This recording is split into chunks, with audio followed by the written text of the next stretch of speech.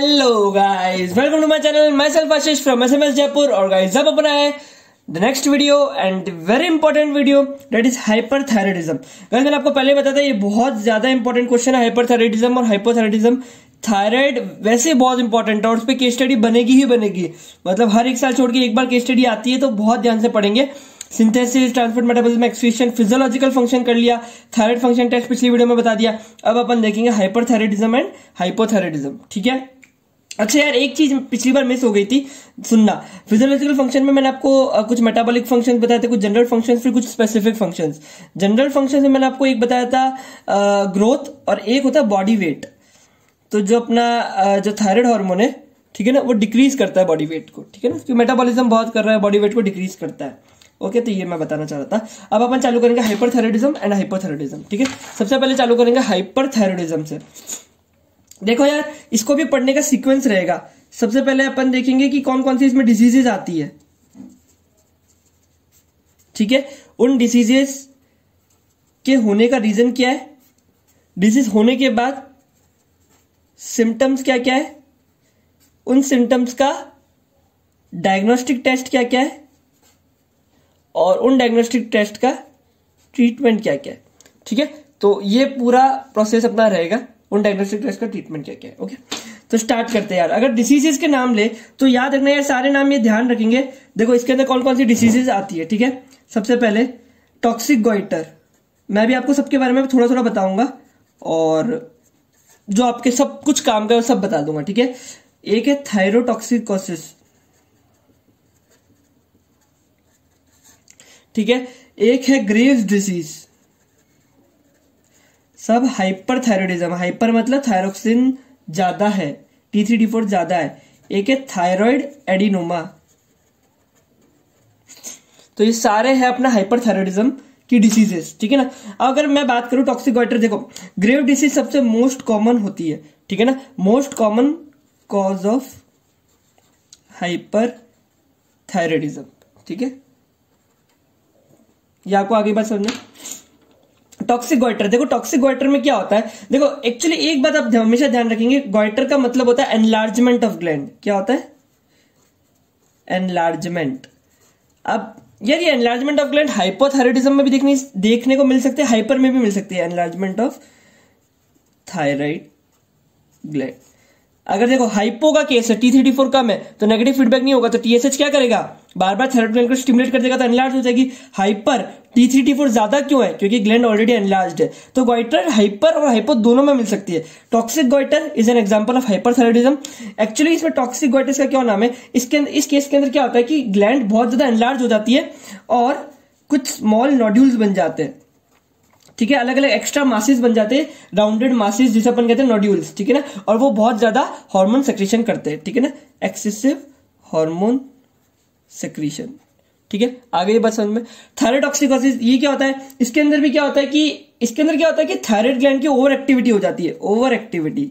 ठीक है, इस वजह से क्या होता है, बहुत सारा वो T3 T4 रिलीज करती है, बहुत सारा थायराइड हार्मोन रिलीज होता है, तो हाइपरथायराइडिज्म हो जाता है। ठीक है, थायराइड एडिनोमा की बात करें तो एक्चुअली लोकलाइज्ड ट्यूमर होता है किसी ग्लैंड। अब ग्लैंड इतनी बड़ी है तो किसी स्पेसिफिक पोजीशन में ट्यूमर आ जाता है, तो उसे कहते हैं थायराइड एडिनोमा। तो होता है क्या, जैसे मान लो ये एक ग्लैंड, ये थायराइड ग्लैंड है, ठीक है ना, और इस पोजीशन में एक ट्यूमर हो गया। ठीक है ना, तो इस पोजीशन में ट्यूमर हुआ, बहुत सारा T3 T4 ये लोग रिलीज कर रहे हैं। ठीक है, तो हाइपरथायराइडिज्म। तो होता क्या है, इसकी वजह से TSH इनहिबिट हो जाएगा।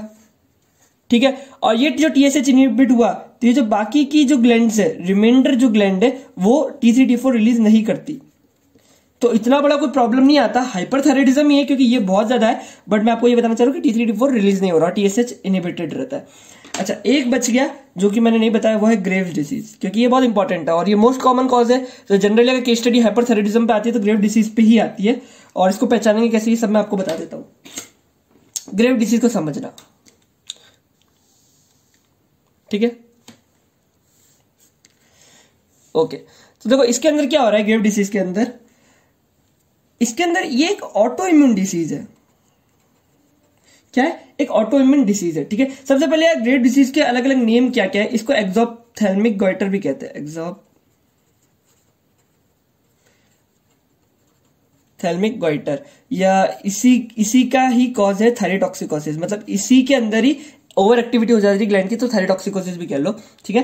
तो एक्चुअली है क्या, ग्रेव डिसीज ऑटो इम्यूनिक कंडीशन है। हुआ क्या होगा, किसी पास्ट हिस्ट्री के अंदर जो थायराइड सेल्स है वो रिलीज हो गए होंगे ब्लड में एक थायराइड एंटीजेंस के फॉर्म में, और उसके अगेंस्ट एंटीबॉडीज बन गई। तो दो तरह की इसमें एंटीबॉडीज बन जाती है, एक होती है लेट्स, इसका दूसरा नाम है TSI, एक और नाम है TSA, ठीक है, थायराइड स्टिमुलेटिंग एंटीबॉडीज। समझना, अब देखो जैसे थायराइड ग्लैंड है, ठीक है ना, तो ये मैं आपको यहां पे बनाता हूं एक थायराइड ग्लैंड, ठीक है, यहां पे मान लो TSH रिसेप्टर है, ठीक है। अब होता क्या है, पिट्यूटरी से TSH आता है और इसको स्टिमुलेट करता है और थायराइड की सिंथेसिस होती है।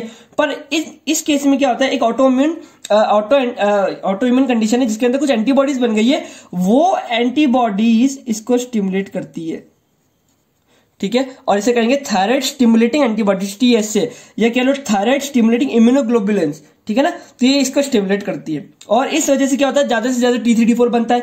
तो ये है ग्रेव्स डिसीज। समझना, ये जो TSA है, ये TSI है, ये लेट्स कह लो इनको, ये बहुत देर तक TSH को स्टिमुलेट करके रखता है कंपेयर टू TSH। जो एक्चुअल TSH है वो इतनी देर तक इसको स्टिमुलेट नहीं करता, इस रिसेप्टर को, ये TSH रिसेप्टर है तो इस रिसेप्टर को स्टिमुलेट नहीं करता जितना TSA करती है। तो इसलिए इसे कहते हैं लॉन्ग एक्टिंग, समझना, long acting thyroid stimulator, thyroid क्या बोल रहा मैं, लॉन्ग एक्टिंग थायराइड स्टिमुलेटर, ठीक है ना, लॉन्ग एक्टिंग थायराइड स्टिमुलेटर, ये कह लो thyroid stimulating immunoglobulins, thyroid stimulating antibodies. तो ये, और एक होता है लेट्स प्रोटेक्टर्स, ये क्या करते हैं, ये जो ऊपर जो मैंने ये तीनों नाम लिखे लाइट्स, ठीक है ना, ये इनको इनएक्टिवेट नहीं होने देते। तो घूम फिर आके एक ऑटोइम्यून कंडीशन आ गई जिसमें एंटीबॉडीज एक्चुअली स्टिमुलेट कर रही है और T3, T4 ज्यादा से ज्यादा रिलीज हो रहा है और एक कंडीशन बनाता है दैट इज कॉल्ड हाइपरथायरॉयडिज्म। आगे आपको बात समझ में। और इस केस के अंदर जो होगा अपना TSH बहुत गिर के 0 तक पहुंच जाता है, क्यों, क्योंकि T3, T4 ज्यादा है तो नेगेटिव फीडबैक की वजह से बहुत कम हो जाएगा। तो ये थी अपनी ग्रेव्स डिसीज, इसके बारे में इतना ही, आप लोगों के लेवल पे इतना ही जरूरी है, मेरे को भी इतना ही आता है कि मैंने कोई जनरल मेडिसिन नहीं पढ़ रखी, बाकी सेकंड ईयर में भी इससे ज्यादा नहीं पढ़ाएगा कोई भी, ठीक है। वहां पे पैथोलॉजिकल फीचर्स ज्यादा आ जाएंगे, थोड़ा सा इस तरीके से चीजें चलती है कि भाई स्लाइड्स में क्या दिखेगा हिस्टोपैथोलॉजिकल स्लाइड में, तो वो अलग कॉन्सेप्ट है। तो आगे आपका ये था हाइपरथायरॉयडिज्म। यार ग्रेव डिसीज पे क्वेश्चन आ सकता है, नो डाउट, चीज छोड़ना मत, ठीक है ना, करना। ओके, अगला मैं आपको बताता हूं कि अब जो हाइपरथायरॉयडिज्म है उसके सिम्टम्स क्या क्या आएंगे। मैंने आपको पिछली वीडियो में फिजियोलॉजिकल फंक्शंस बताए थे, अब मैं आपको उसके सिम्टम्स बताऊंगा और वो जो फिजियोलॉजिकल फंक्शन है उसको ही एक्सेस करके अपन सिम्टम बनाएंगे, देखना कैसे, ठीक है। ओके,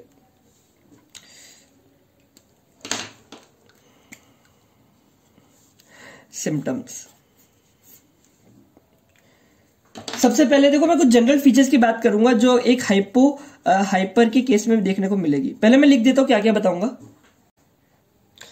ठीक है। तो अब कुछ जैसे जनरल फीचर्स की बात करें तो देखो यार, सबसे पहले क्योंकि बहुत ज्यादा मेटाबॉलिज्म होगा और मसल, मैंने आपको बताया था मसल थोड़ी वीक हो जाती है हाइपरथायरॉयडिज्म में, ठीक है। तो इंसान एक तो फैटिग रहेगा थोड़ा सा, और CNS के लेवल पे एक्साइटेबिलिटी बढ़ जाती है, तो हाई स्टेट ऑफ एक्साइटेबिलिटी, ठीक है। और यही दोनों कॉन्सेप्ट मिलकर बनाते हैं डिफिकल्ट टू स्लीप, कि बंदा सोना चाह रहा है क्योंकि थक गया है लेकिन स्लो नहीं पा रहा, ठीक है, डिफिकल्टी इन स्लीपिंग।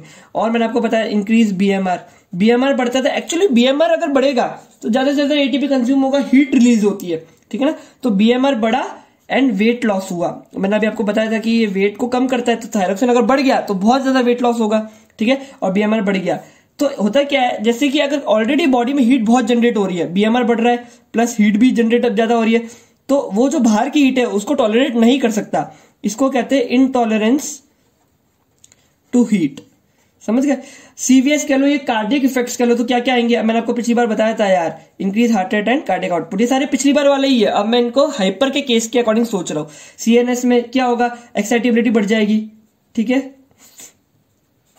साथ में फाइन मसल ट्रेमर्स आएंगे, कुछ मसल ट्रेमर आएंगे। होता क्या है यार, स्पाइनल कॉर्ड के लेवल पे ज्यादा साइनेप्सिस बनते हैं और ज्यादा न्यूरॉन्स एक्टिवेट हो गए, तो फाइन मसल ट्रेमर देखने को मिलते हैं इन हैंड्स, ठीक है। तो ये बहुत एक अच्छा फीचर है जो कि हाइपरथायरॉयडिज्म के केस में देखने को मिलेगा, ठीक है। स्केलेटल मसल के अगर लेवल पे बताए तो मैंने आपको बताया था कि अगर ज्यादा हो जाएगा तो कैटाबॉलिज्म होना चालू हो जाता है, तो मसल वीकनेस आ जाती है, फटीग आ जाता है। और अगर हाइपो होता तो मसल स्लगिशनेस की, मतलब इनएक्टिव सी पड़ी रहेगी मसल, कोई काम की नहीं रही। स्लीप मैंने अभी आपको बता दिया, डिफिकल्ट इन स्लीपिंग, ठीक है। GIT मैंने बताया था क्या करता है, मोटिलिटी को बढ़ाता है। अगर ज्यादा हाइपर हो गया तो माइल्ड डायरिया देखने को मिलेगा, ठीक है। सेक्सुअल फंक्शन मैंने आपको बताया था कि जरूरी है ये नॉर्मल फंक्शनिंग के लिए, नॉर्मल लेवल में रहेगा तो काम होगा, ज्यादा हो गया तो ओलिगोमेनोरिया, इस तरह की चीजें देखने को मिलेगी। मैन के अंदर लिबिडो हो जाए, सॉरी इम्पोर्टेंसी आ जाएगी, ठीक है ना। इम्पोर्टेंसी मैन में, फीमेल के अंदर ओलिगोमेनोरिया, एमेनोरिया, ये सब देखने को मिलेगा। एक स्पेसिफिक फीचर जो होता है हाइपरथायराइडिज्म का केस का, वो ध्यान से सुनना, ठीक है ना, वो होता है एक्सोप्थेल्मोस।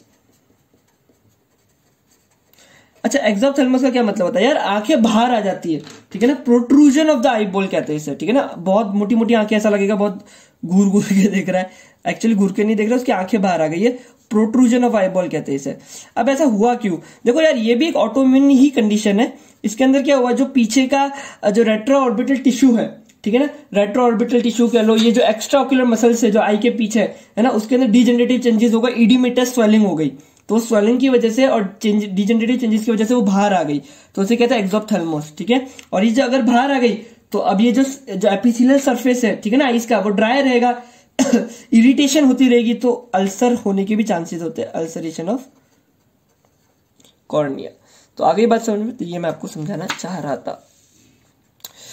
हाँ, तो ये सारे सिम्टम्स अपन को हाइपरथायराइडिज्म के एक पेशेंट में देखने को मिलेंगे। अगर अपन डायग्नोस्टिक क्राइटेरिया की बात करें, जैसे मैंने आपको बताया, पहले डिसीज बता दी, फिर कॉजेज बता दिए, फिर सिम्टम्स बता दिया, अब डायग्नोसिस, फिर ट्रीटमेंट, ठीक है। और हाइपो को भी अपन ऐसे ही पढ़ेंगे। अगर डायग्नोसिस की बात करें तो मैंने पिछली बार भी आपको डायग्नोसिस बताए थे, तब मैंने आपको कहा था कि मैं थायराइड फंक्शन टेस्ट इसीलिए बता रहा हूं कि जिससे आपको इजी रहेगा पढ़ने के अंदर, ठीक है ना। तो ये कुछ थायराइड फंक्शन टेस्ट बताए थे, देखो वही टेस्ट वही रहेंगे वापस से सारे फंक्शन टेस्ट, कि अगर हाइपर का केस है तो अपना ये जो BMR है ये बढ़ जाएगा ना, ठीक है। फास्टिंग ब्लड शुगर ये भी इंक्रीज हो जाएगी, ठीक है, ब्लड शुगर इंक्रीज हो जाएगी, कोलेस्ट्रॉल कम हो जाएगा क्योंकि हाइपो में एथेरोस्क्लेरोसिस होता है, क्रिएटिनिन बढ़ जाएगा, ठीक है। तो यही सारे फंक्शन है, देखो ये मैं आपको बताऊं, ये मैंने आपको यहाँ पे बताया था, ठीक है। तो क्रिएटिनिन बढ़ जाएगा, तो आप एक काम करो यहीं पे देखो जो मैं बता रहा हूँ, ठीक है ना, हाइपर के केस यहीं पे बता देता हूँ। यूरिन कैल्शियम बढ़ जाएगा। देखो मैं क्या बताना चाह रहा हूँ वो अपन देखते हैं, ठीक है। मैं ये बताना चाह रहा हूँ कि जो अपन free serum T3 T4 check करते हैं ना, जो कि मेनली होता तो यही है क्योंकि ज्यादातर अपना T4 ही रहता है, ठीक है ना। तो जो ये जो अपन ये चेक कर रहे हैं थायरॉक्सिन, ये मोस्ट एक्यूरेट टेस्ट माना जाता है, ठीक है। तो आपके डायग्नोसिस आएगा तो ये मोस्ट एक्यूरेट टेस्ट आएगा फ्री T3 T4, है ना, फ्री सीरम T3 T4। तो अच्छा यार, कुछ लोग कहेंगे कि अगर एग्जाम में क्वेश्चन आया वहां पे नॉर्मल वैल्यू दी हुई है, मतलब मान लो BMR की वैल्यू दी हुई है, ठीक है, अपन को नॉर्मल ही नहीं पता, तो अपन को कैसे पता पड़ेगा कि ज्यादा की कम।